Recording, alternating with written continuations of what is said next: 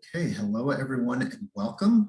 My name is David Wilson and I, along with SeMia Bray and Jacqueline Gillen, are co-facilitators of the Black Environmental Leaders, and would like to welcome everybody that is joining us via Facebook Live and elsewhere to today's conversation titled Landscapes of Memory and Healing, as the third town hall as part of a six-part series of conversations which Black Environmental Leaders Association have launched called Black Landscapes Matter. This series is, as I mentioned, a series of conversations in which local, regional, and even national leaders of color will speak to environmental and policy issues that affect BIPOC communities across the state of Ohio. And so we've already had very dynamic conversations in Cincinnati, in Columbus, and today is centered in Cleveland. And our future conversations will include Youngstown, Toledo, and Dayton. So in 2018, Black Environmental Leaders was formed, and today we represent over 20 organizations and consist of both BIPOC members and allies who stand as stewards in the natural and built environment. It is our mission to uplift, advance, and amplify the diverse voices of leaders who are the unsung heroes within communities directly impacted by the effects of environmental and economic racism. So without further ado, I will hand the virtual microphone over to Meredith to introduce the panelists. Absolutely. Thank you, David. Again, David, along with Jacqueline Gillen and SeMia Bray, are co-facilitators of BEL, Black Environmental Leaders.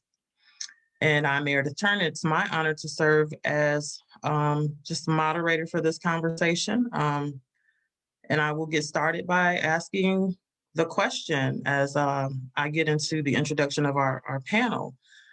Do Black landscapes matter? And how do we plan within the context of investment and enfranchisement? And so Black landscapes matter is a timely and necessary reminder that without recognizing and reconciling these histories and spaces, America's past and future cannot be understood. And Black landscapes matter because they tell the truth. Alicia Garza of Black Lives Matter stated that to be seen, to live with dignity, and to be connected is one of our greatest purposes in life. And so Black landscapes cannot come at a more critical time with last summer's protests, as well as the trauma of the COVID-19 pandemic, provoking an acute reckoning with systemic racism in both the public and the landscape profession.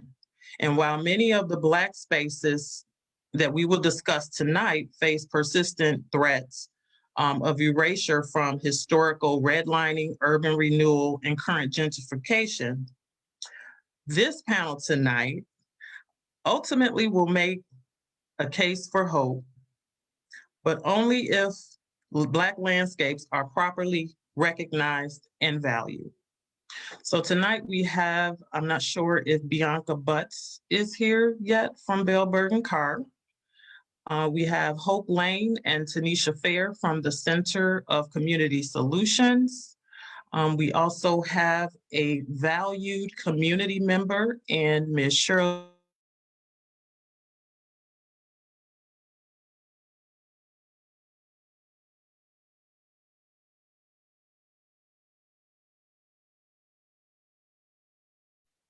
Five to 10 minutes to feel comfortable and your overview of your project. Introduce yourselves and tell us your role and tell us about your organization and the work that you're going to be doing in this Black Landscapes Matter project. Hope? Yes, sorry. I think my internet was cutting out. Taneisha, can you go ahead and start if you don't mind? Thank you. So as Meredith said, thank you, Meredith. I'm Taneisha with the Center for Community Solutions. And about this time last year, myself, Hope, and some other colleagues, as part of our racial equity discussion at work, watched the True Justice film with Bryan Stevenson. And we wanted to take up what his museum calls the Community Remembrance Project. And so for those who are not familiar, Bryan Stevenson has an organization called Equal Justice Initiative. And this is a organization that helps to try and reform criminal justice. And so they provide legal assistance, representation, and advocacy for those who are on death row, those who have experienced inhumane conditions in jail, and they're looking to end racial bias in criminal justice, in the criminal justice system. And so as a result of that work, they launched a project that documents and memorializes enslavement, lynching, and segregation in a museum that they created in 2018. And it's called the Legacy Museum. And they basically educate the public through these exhibits of history of slavery and racial inequality. And they try to make that connection between the current events that we see today, like police violence and mass incarceration. And so stemming from that, they also researched lynchings all across the US and created this report in 2015 on lynchings in 12 different states, including Ohio.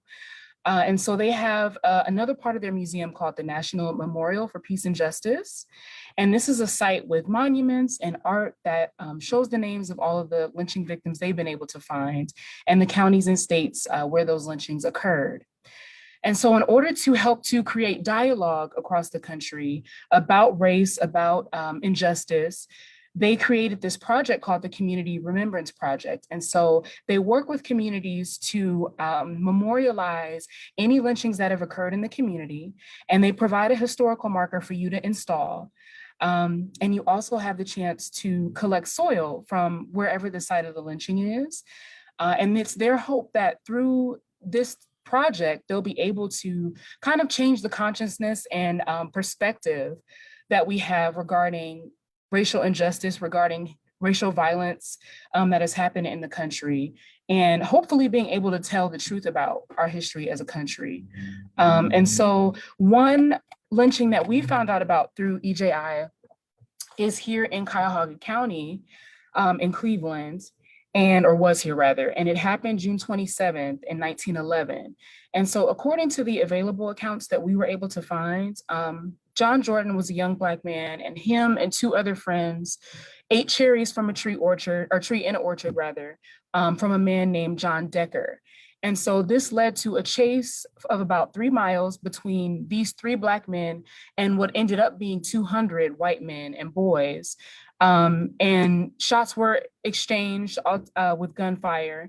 And so accounts say that the chase started at West 98th and Lorraine and moved to Denison and West 79th. And so as a result, John Jordan was taken to the hospital by police, but he died shortly after being shot. And so we're looking to memorialize this lynching that occurred. And my colleague Hope is going to talk a little bit more about how EJI defines lynchings. Awesome, thanks, Taneisha. Can you hear me okay? Yeah, okay, awesome.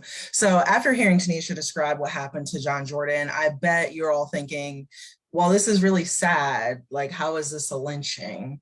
So it's important to keep in mind 2 things as it relates to the Equal Justice Initiative's research process. The research timeline was limited to the years between 1877 and 1950. But the second and more important thing is their definition of racial terror lynching is as follows: extrajudicial acts of racial terrorism motivated by the narrative of racial difference that involved killing Black people by hanging, burning, mutilation, or other brutal assault at the hands of a white mob of at least 3 people. So by their definition, although Mr. Jordan was murdered by a firearm, it does count as a racial terror lynching. And as Taneisha mentioned, Ohio was not exempt from the racial terror violence of this time period. EJI documents 15 reported lynchings during this time frame in our state in 14 counties. The county with the 2 lynchings is over Butler County in Southwest Ohio.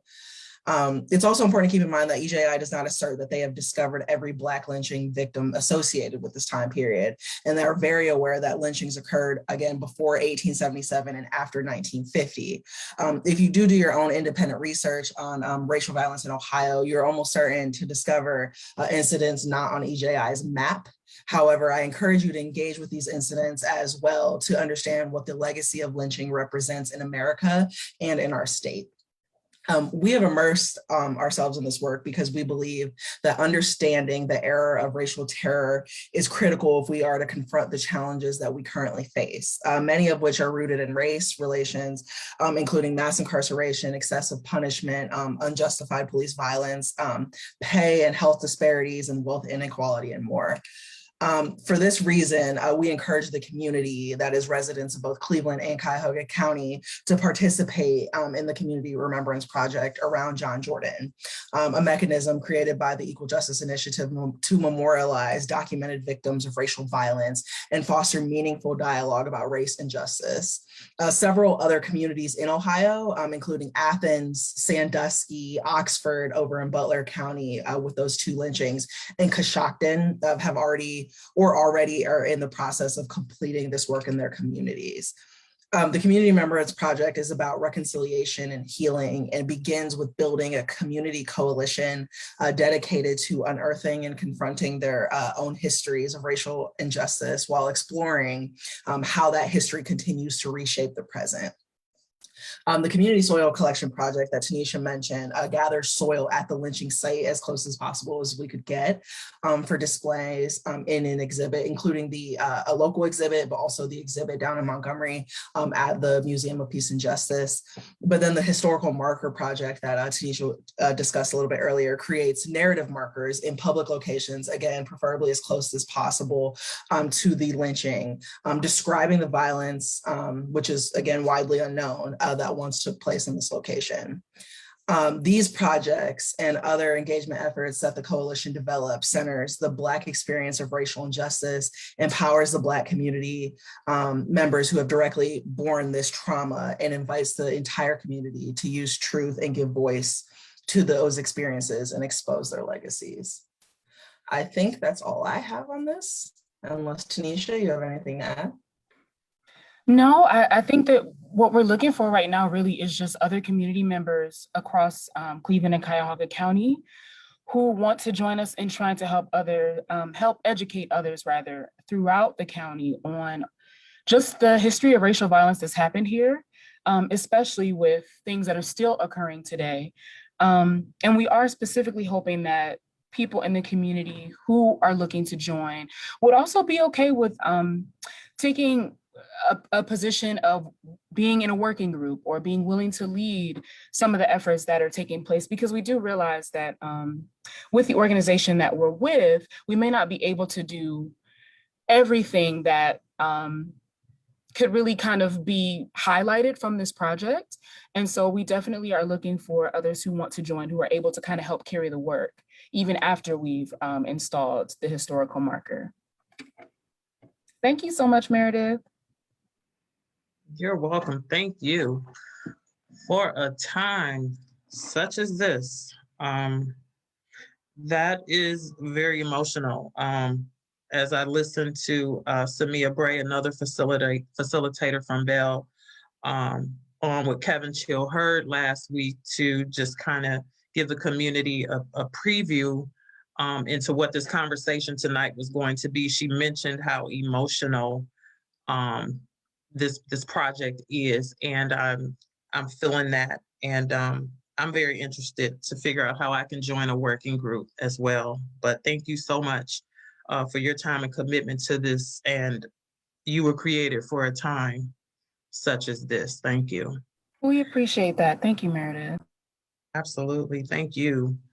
And so I'm gonna ask David Wilson to come back, one of the co-facilitators of Bell, to talk to us a little bit about, if he could give us an overview of the Garden of 11 Angels project. Would you do that for us, David? Yes, I can do that. Thank you, Meredith. And I will say just right off the bat that I do defer to Shirley on this, because she has a very personal connection to this project, not only as a resident in the Mount Pleasant neighborhood in Cleveland, but also directly involved with one of the victims. So the project that I have been involved with over now a 5-year period is referred to as the Garden of 11 Angels. And so in 2009, almost 12 years ago, it'll be 12 years in October, the bodies of 11 women were found on a property on Imperial Avenue in the Mount Pleasant neighborhood.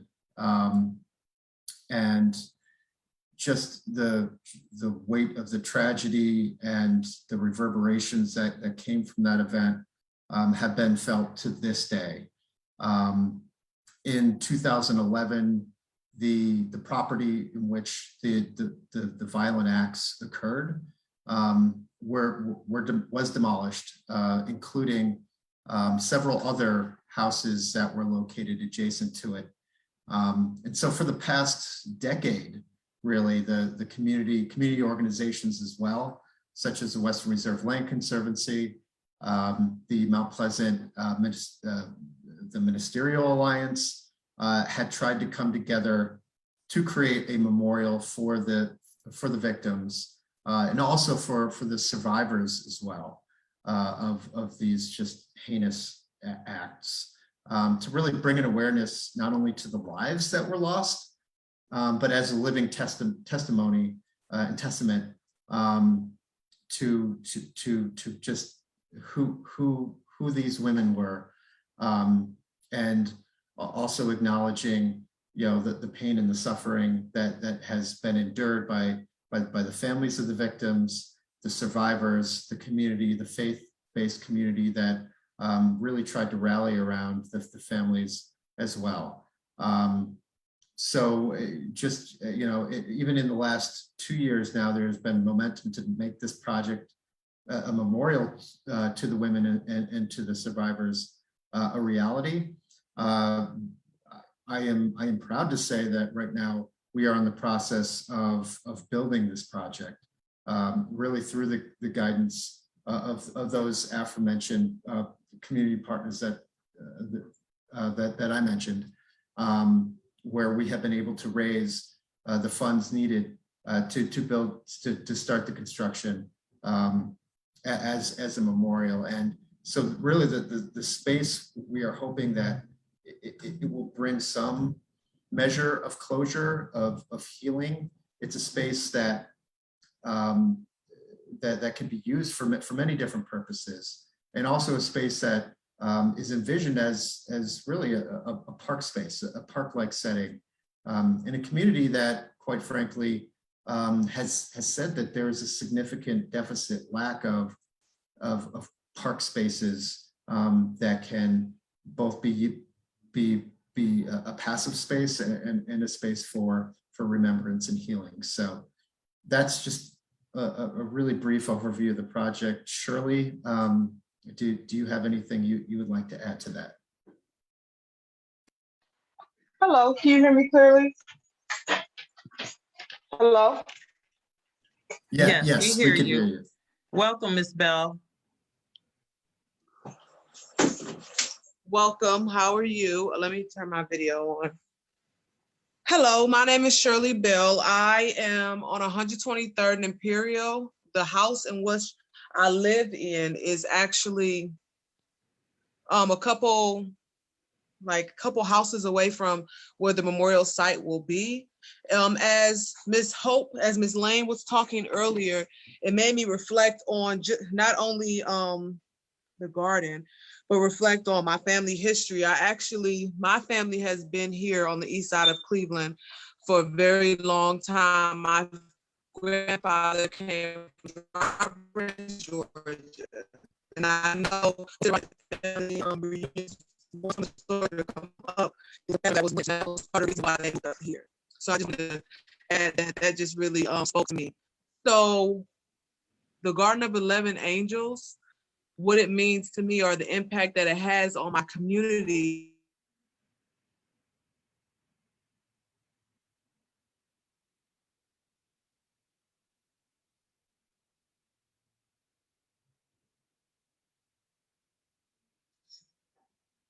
Frozen for you too, David?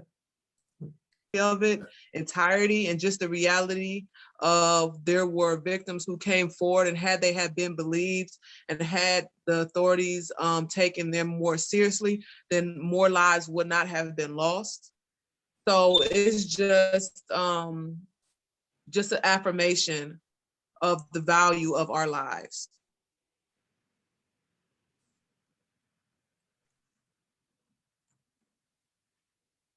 Okay. Thank you, Ms. Bell. We value you. Thank you so much for sharing with us. Thank you. Okay. So I was trying to text you. SeMia, did you want to add anything before we move into our Q&A? No, I think the audience is looking forward to some really good feedback from our speakers tonight, and I am as well. Thank you. All right, thank you. Okay, so we're going to move into our Q&A session, and then we'll take some questions from our live audience, from our Facebook audience. So the first question that I have, and jump right in, why is it important to transform land into healing spaces? And I know that we were very careful to, talk about this the project in present tense, and we want to make sure that we are paying homage to the lives in a positive way. So tell us why it's important to transform this land into a healing space after all the trauma that we went through, that you went through, your family went through, our community went through. Why is it important to transform this land into a healing space? Are you asking me specifically? You may answer, absolutely. I think it's important to change the narrative of a neighborhood or change the narrative of a community. A lot of times when I say where I live at on 123rd, the first thing that pops into a person's mind, whether they say it or I can see it on their face, is the tragedies that's happened here. So I think it's important to make the space a healing place, to change the narrative around the community, but also it changes the dynamics about how the community feels about itself. I have a community garden in the area, like the next block over. And when we first started the garden, there was a lot of conversation about whether or not it was worth it, or whether or not people really would value it, or whether or not the people on the outside would value it. But at the end of the day, it's about us who are here in the community and how we feel about it. So I think it changes the dynamics of the people in the community, and it changed the narrative of what people have about them outside the community. Absolutely. Thank you. Hope or Taneisha?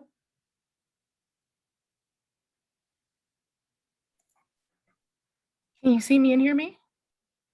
Yes. Okay. Well, first off, Shirley, I think that was an amazing response. I really appreciate the answer that you gave. I think in addition to what Ms. Bell said is, I remember specifically in one of the meetings that we had for the Community Remembrance Project, someone mentioning how there are memories attached to, pretty much like Ms. Bell said, memories attached to spaces. And so someone in our group mentioned that when they walk past a certain street, there are either good or bad memories that kind of pop up for them. And I think that creating healing spaces from land helps a lot for people in the community, or people who know about it, who may have been traumatized by whatever is attached to that piece of land, kind of being able to, I guess, have a resolve or let that go, and not be re-traumatized every time they're in that space or by that space, or when someone mentions that space. I think that that's important, especially for Black communities, Brown communities, and other communities of color. Thank you. Hope, would you like to add anything? No, I was actually just chatting Taneisha, talking about how great Miss Bell, what her answer was. So on our little team chat over here. So no, I think they nailed it. Okay, David?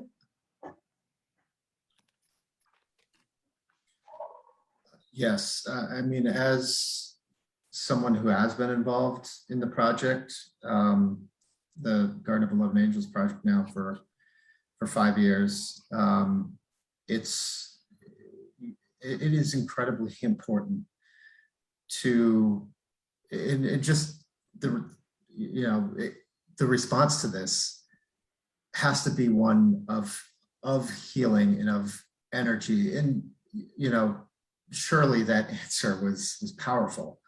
And Taneisha, to your point, there are certainly vibes when you go past a site and you kind of either negative energy or positive energy, whatever, there are memories that are attached to a space. So as in my role as a designer, as a landscape designer, coming in, it's listening to the community, listening to what really this space means now, but what it can be and should be going forward for the community. And as a space that can give life, and be a reminder that landscapes change all the time.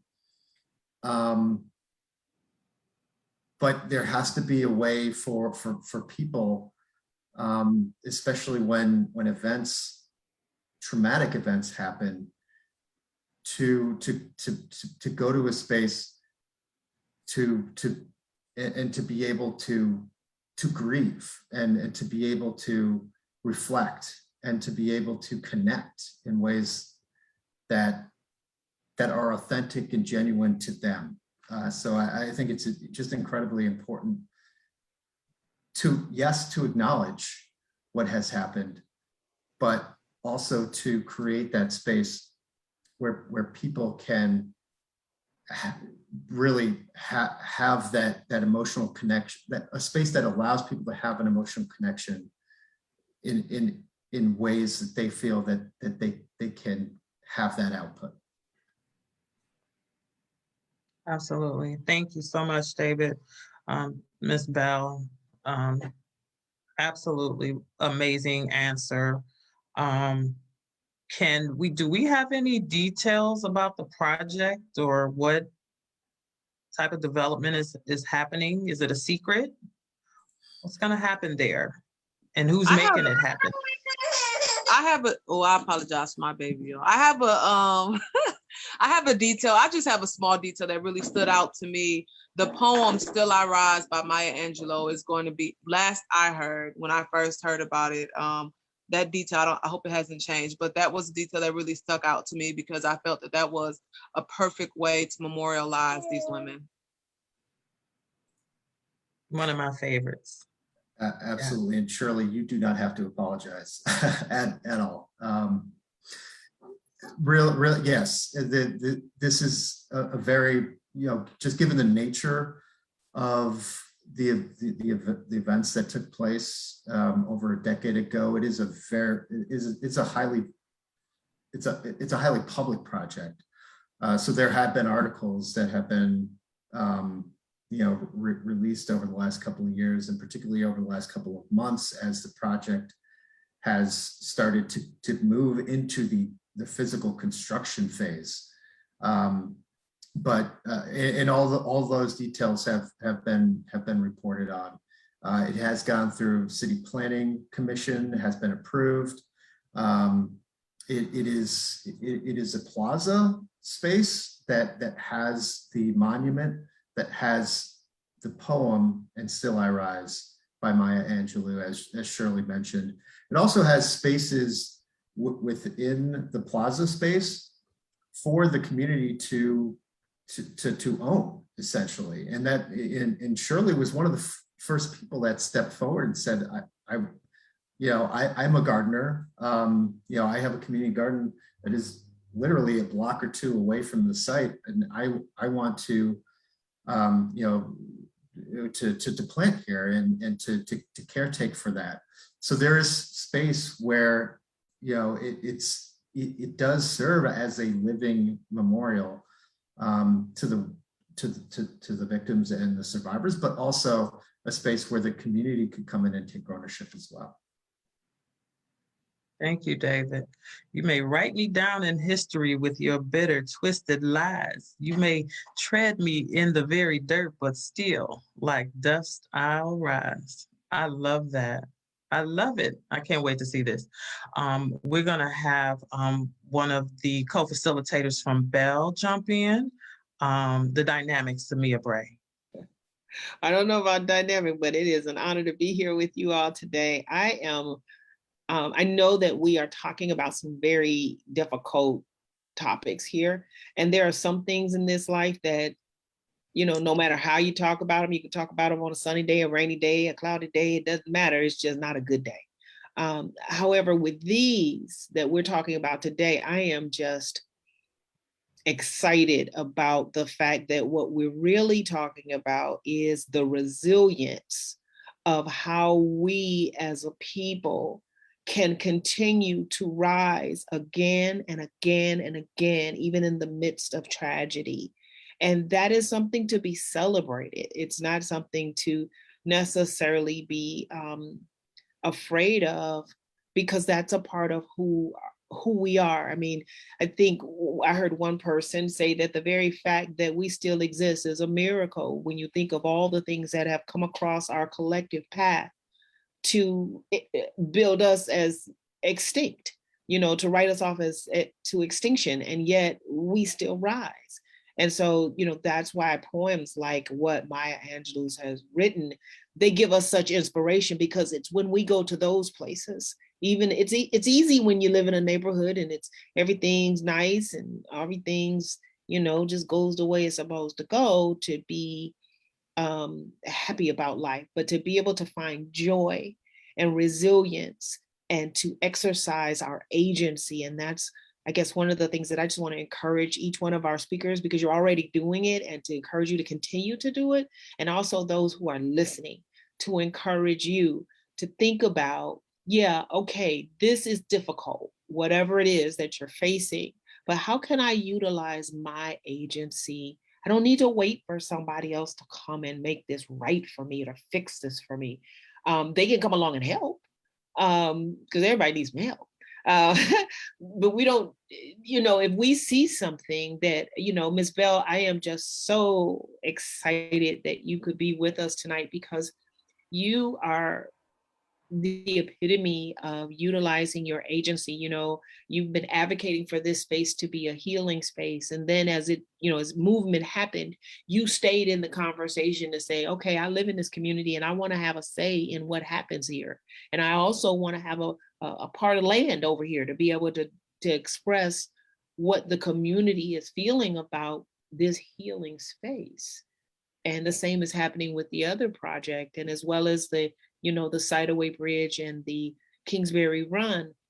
All of these projects, and that's why Bill picked them, all of these projects represent the agency of a collective people, a collective community in the midst of unspeakable tragedy. And for that, we are amazing. We are amazing. And so I just wanted to encourage everybody that's why we picked this topic. Landscapes of healing and memory, that we, it's not lollipops and popcorn, right? This is some difficult grown folk stuff we're talking about here. Yet we can rise above this and have a quality of life that is honoring to the families, to the survivors, and to the community as large, so that those spaces, a different, completely different energy now will be emitted from all three of these spaces. And so thank you. Thank you all for the work that you're doing. Please don't grow weary in well-doing, because we need you to stay encouraged and we need you to keep moving forward. Sometimes it's slow, sometimes it's fast, but we keep stepping forward anyway. And Meredith, say that poem again. You were so good with it. Recite that again for us. That was wonderful. You may write me down in history with your bitter, twisted lies. You may tread me in the very dirt, but like dust, I'll rise. I love that. Thank you. Thank you. Thank you for sharing. I wanted to, we don't have the young lady that was going to talk a little bit more about the Kingsbury Run and Sideaway Bridge project. Can you talk a little bit about that, Taneisha or Hope? No, SeMia, David? So yeah, jump in. I think David, between you and I, we can do our best. We in no way are the experts of it, but folks can also research it. So David, do you mind kicking us off and I can add on? I'll give it a shot. So right now, Kingsbury Run, it is a greenway that is on the east side of Cleveland, which, you know, and I'm just trying to get the map in my head right now, but it is adjacent to actually several neighborhoods, but it is adjacent to Slavic Village on the west and Garden Valley Kinsman to the west. And so this landscape, you know, it's essentially, it kind of ravines, and it has been really a landscape that has both you know, controversy attached to it, but also a place of incredible potential if realized. So you know, way back, I guess in the day, that there were some really unsavory things that had happened back in, I guess, the early 1900s, where crimes took place. The Sideaway Bridge is a bridge that actually goes over that ravine that connects the Slavic Village neighborhood to the Garden Valley neighborhood. So that bridge became a symbol in the 60s when the race riots broke out. The predominantly white working class neighborhood to the west of Slavic Village, and then the predominantly Black working class neighborhood to the east in Garden Valley Kinsman. You know, it was seen as both a uniter and a divider. That bridge was burned during that period, and has since just remained really just a reminder of what really that period came to represent. Over the years, however, this really amazing green space remained dormant. Right now, it is kind of serves as a facility area for the Regional Transit Authority. So there's the rail line that goes directly through there. The spur of 490 dead ends right kind of just to the east, or I should say to the west of the site, which is now being completed as part of the Opportunity Corridor roadway, which originally was supposed to, that 490 spur was supposed to connect to 90, but was halted in the 60s and 70s, actually coincidentally by a group of white activists in the Shaker Lakes area that had organized to put it into that roadway connecting as which had been kind of a remnant of the highway projects that bisected and severed neighborhoods, predominantly Black neighborhoods, communities of color, from downtowns and from, in the case of Cleveland, and this is in the case of cities all across the country, but in Cleveland's case, from the amazing natural amenities such as Lake Erie. There is a roadway that just cuts across it that really serves as a reminder of that period as well, in urban renewal, quote unquote. So, now that roadway project is being completed.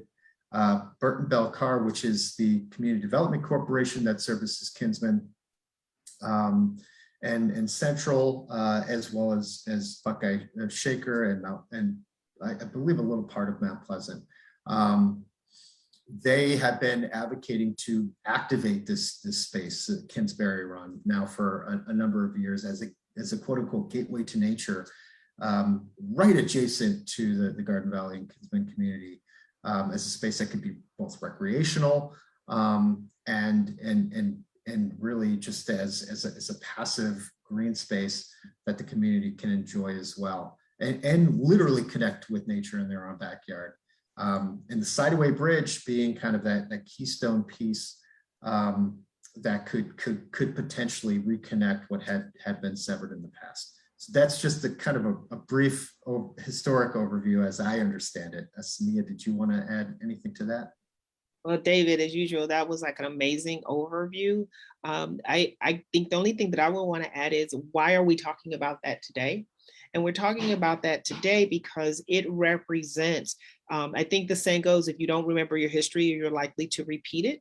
And so it reminds us of a time where you had poor Black people and poor white people actually beginning to build relationships and work together. And it was on that bridge as they were going back and forth that those relationships were beginning to happen.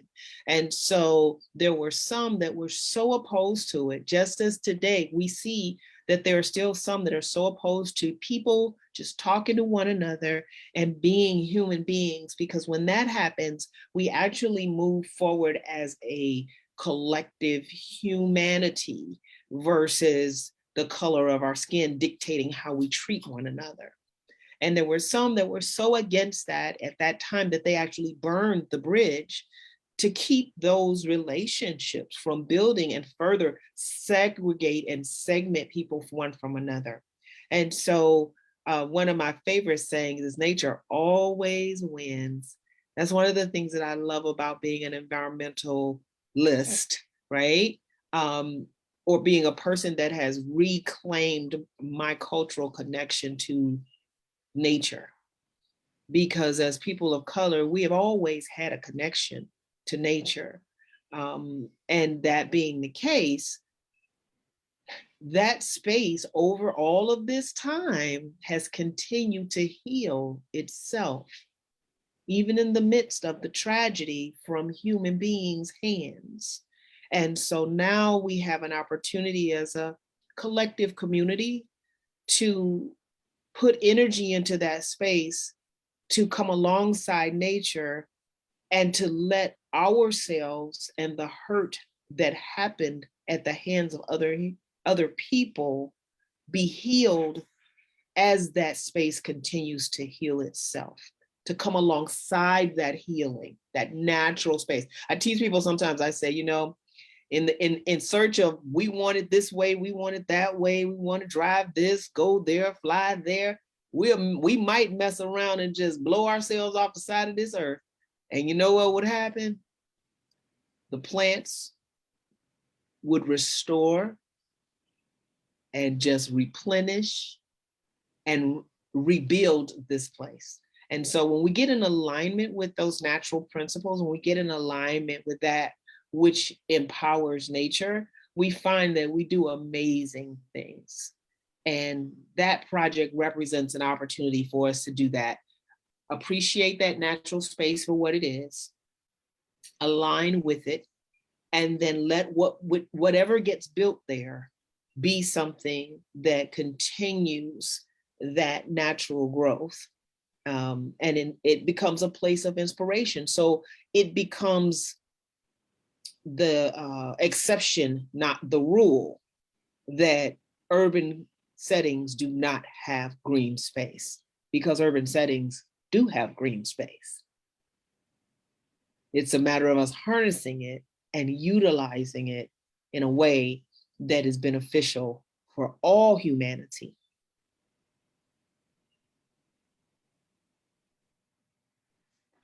So that's why we're talking about today.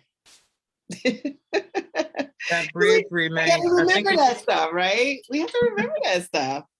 It stands as the first and only suspension bridge in Cleveland, and to think we've been in suspense all these years trying to figure out a plan.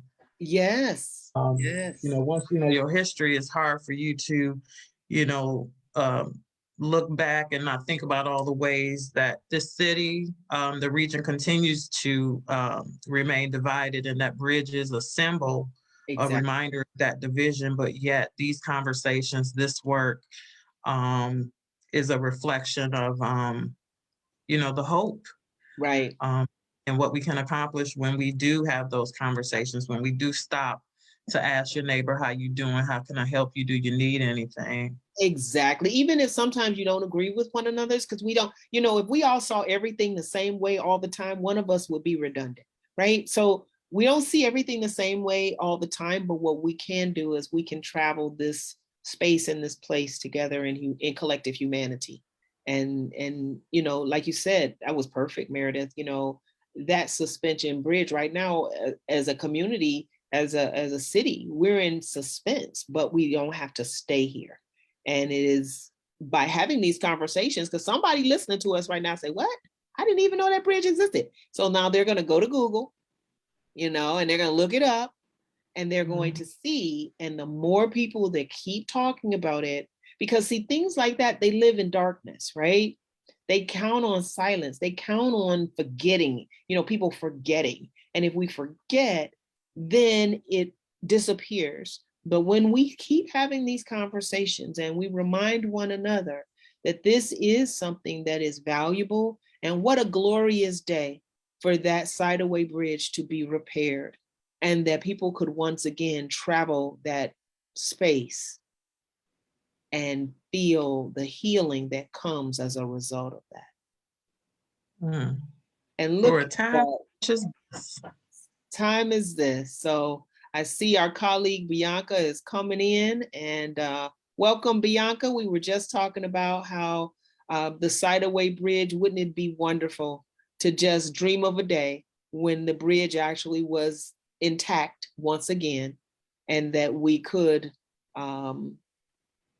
walk across that bridge in collective humanity and touch our fellow person, and know that that we are no longer in suspension because that bridge has been repaired.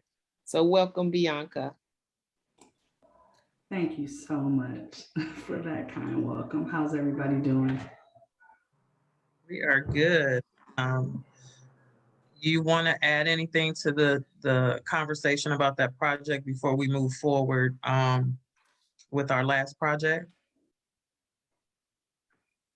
Do I want to add anything to the conversation? I missed the beginning of SeMia's comments, but I certainly echo all of her sentiments. Are we talking, which project are we talking about? We're talking about Kingsbury Run and Sideway Bridge. Absolutely. I have a lot to add to that conversation. So in addition to whatever the fantastic things SeMia said, that bridge is a symbol of historic reckoning. And it's really exciting to think about the historical context of what that structure represented, the destruction and the burning of that bridge, and the resurrection and the restoration of that structure that is underway currently. Literally, as we speak, Burton Belfar Development is working to try to get that bridge with our architectural partner, Perspectives Architecture, designated as a historic structure with the state, which will open up many opportunities to how that bridge can be restored. And maybe not be restored for physical walking across the bridge, but how it can be maintained as a symbol of, again, racial and historical reckoning for our communities. That structure is right in the middle of 90 acres of green space in a predominantly Black community. And we all know what parks and green space means to neighborhoods, what the environmental sustainability, the resilience impacts are of having accessible green space in our backyards.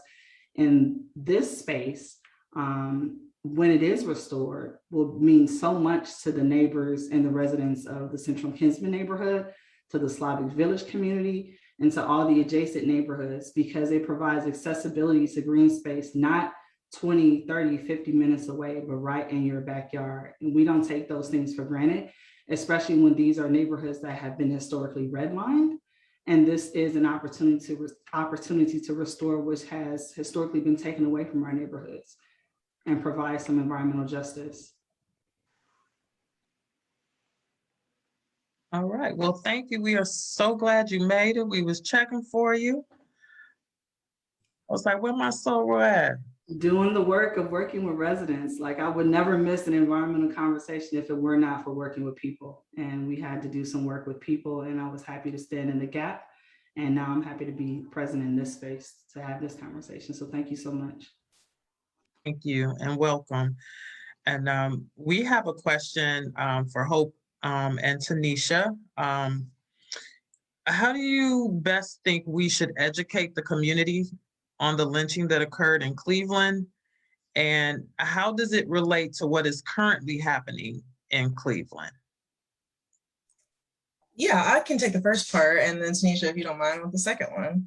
So I think the best way to educate is just word of mouth, right? So it's easy to get caught up in the fact that Black refugees and exiles, fled the South because of the legalized racial segregation and racial terror violence, but we don't learn about the same marginalizing and disadvantaged circumstances and violence that was happening in the urban North and West and the Midwest, right?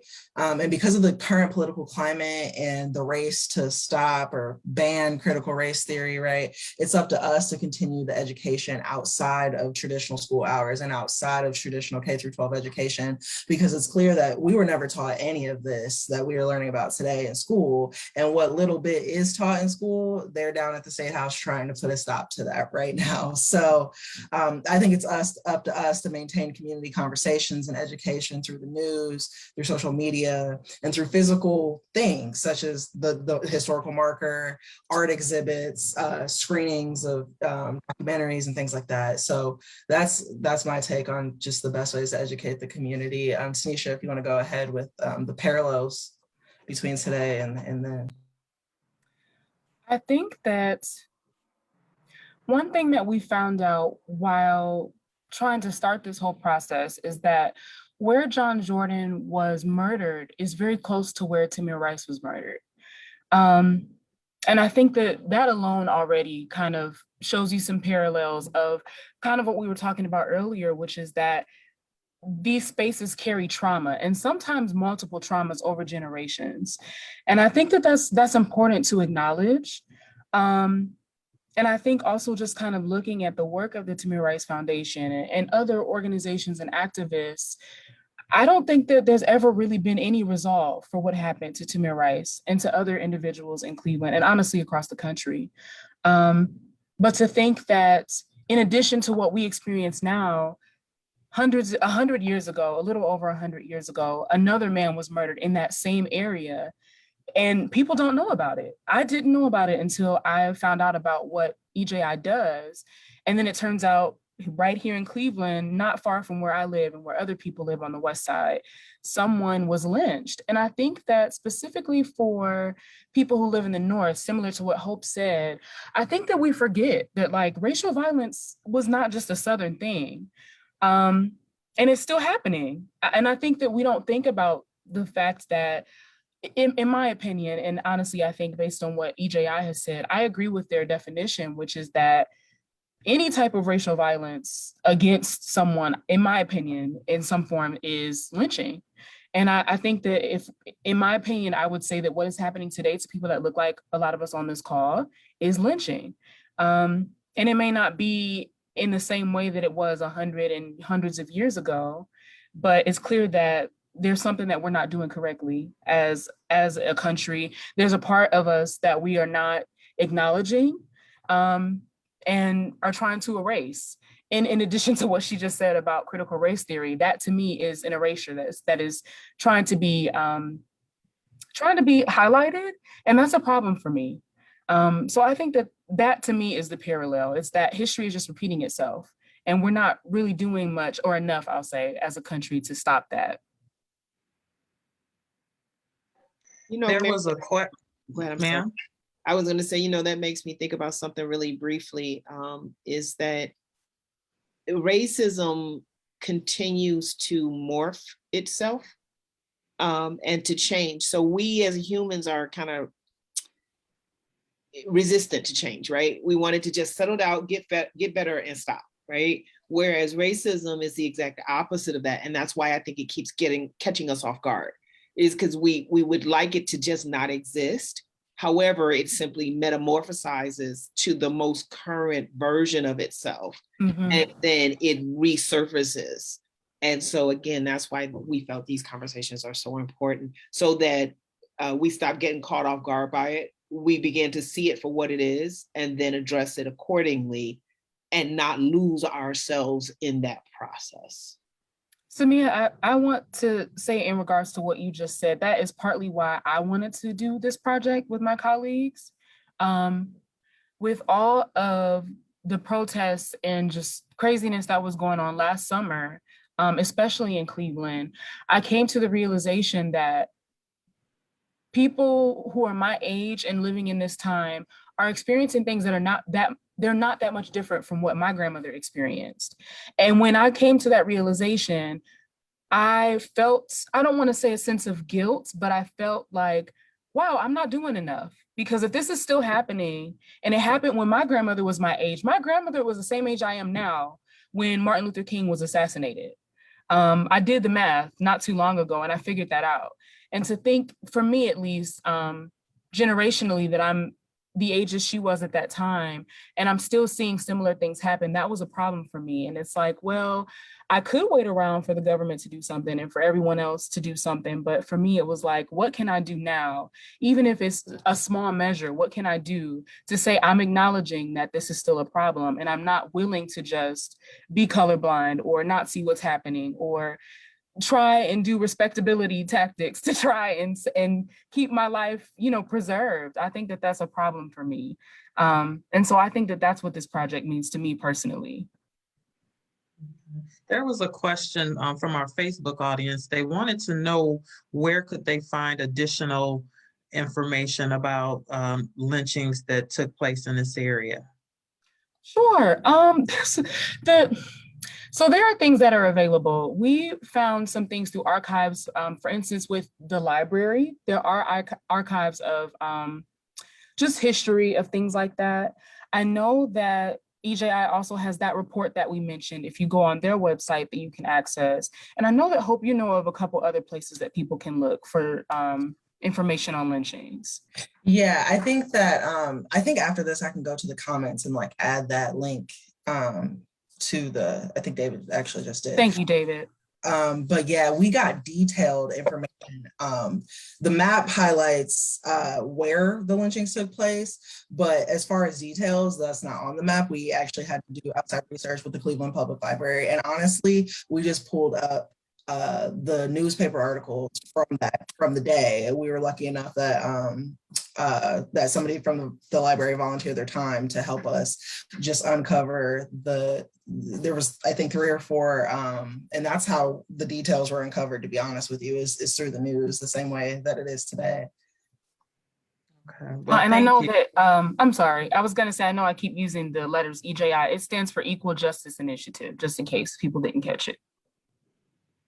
Thank you. I was going to ask you what that, I knew, but for the audience, what that acronym stands for. And so as we prepare to close, I want to give everybody an opportunity to have a closing remark, but I just wanted to, by definition, state that resilience is the capacity to recover from difficulties, to spring back into shape. And with your final thoughts, I want to know from each of you, what does it mean to, what makes a person or a community resilient?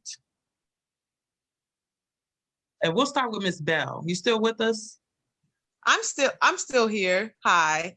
What I would say makes a person or a community resilient is the joy, the creativity, the arts, the laughter, the collection of people, just as we collect on this line and we recite Maya Angelou and we talk about our history, or we, just like I was saying, like on Thanksgiving, we would sit around and talk about our history, our ancestors, just that collectiveness. Even when we were slaves and we didn't have much, they didn't want us talking about where we came from. They didn't want us to collect together. They didn't want us to have our culture, our music, our dance, because that gives a sense of who we are, a sense of our authority, or a sense of our power. So just us coming together and just me hearing everybody talk, it's just validating. I think sometimes when you're in different spaces and different communities and different meetings, a lot of times it's other people telling your story, or it's like, okay, but I wasn't a slave owner, or I didn't commit that crime, or it's like almost like just let it go. Let's move past it. So just to be in a collection of other people and just to be able to share our experiences gives resilience. Is you are not alone and we're here together. Ashe. Bianca? I was hoping I would have a little bit more time to reflect, but I would say resilience, for me, community resilience is, and as I think about the context of the conversation with Black Landscapes Matter, it's not settling for what is and pushing for what should be. And so I think about us as our communities in Cleveland, bouncing back from so many things and circumstances. But when I think specifically about the Black and brown people that I see showing up in environmental spaces, is we are resilient in advocating for what we know to be true for our communities. And what we know to be true is that we care about our green spaces, we care about our air quality, we care about our parks and our access to public and green spaces. And so often people have told the narrative that we do not value these things. And so for me, our resiliency is continuing to show up as the people that we are, those of us on this call and those of us that we represent, to advocate in these spaces, to be the voice of the resilience of the people that we see every day living in our environments and in our backyards. So that community resilience is not just settling for what the truths of the past are, but honoring the truths that we have right now and advocating for the things that we need and want for our neighborhoods. Ashe. David?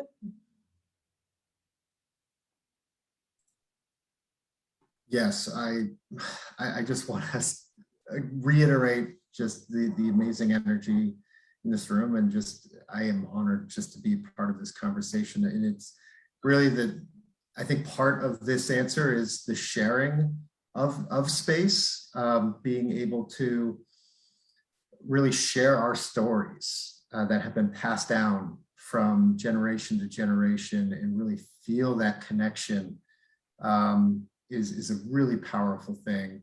It has, you know, in a lot of ways is really at the core of a resilient and enduring connection. So I just want to say that, you know, right there. And then there is, and I know Bianca will appreciate this, but an African proverb saying, Ubuntu, which means I am because we are. That is just such a powerful reminder that I cannot do what I do without you, without the community, without my brothers, my sisters, my aunts, my uncles, it truly does take a village to face,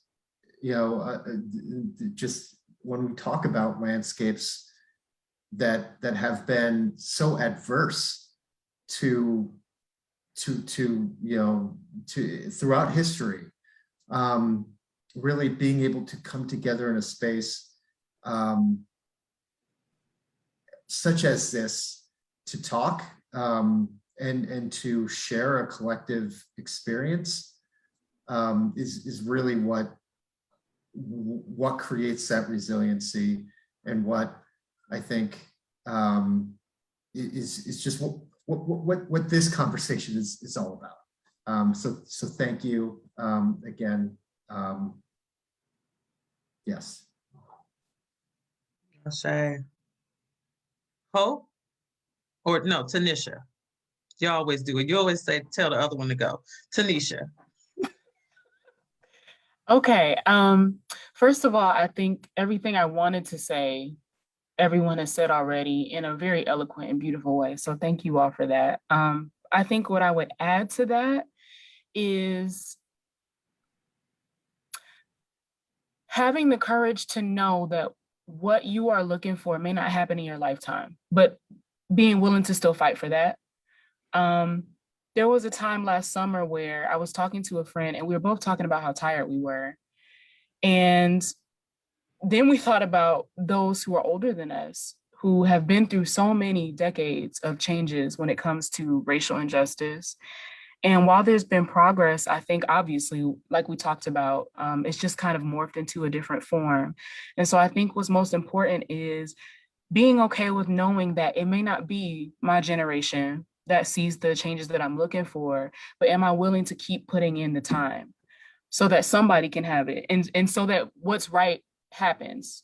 I think that sometimes we kind of allow ourselves to get deflated and say, well, it's not going to happen anyway, so I'll just do this. And I don't want to do that. I don't want to be inauthentic to myself, kind of like what Ms. Butts was saying. So I think that that's how I try to be resilient.